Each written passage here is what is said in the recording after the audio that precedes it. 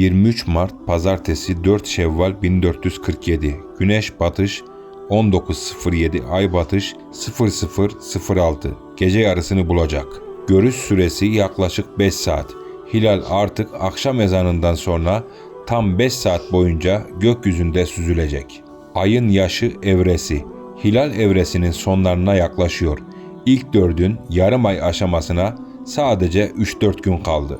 Hikmet notu: Güneş ve ay bir hesap iledir. Rahman 5. Bugün ayın batış vaktinin gece yarısına sarkması bize zamanın nasıl ilmek ilmek işlediğini gösteriyor. Bayramın o ilk heyecanlı arayışı bitti. Şimdi nizamın sessizce akışını seyrediyoruz.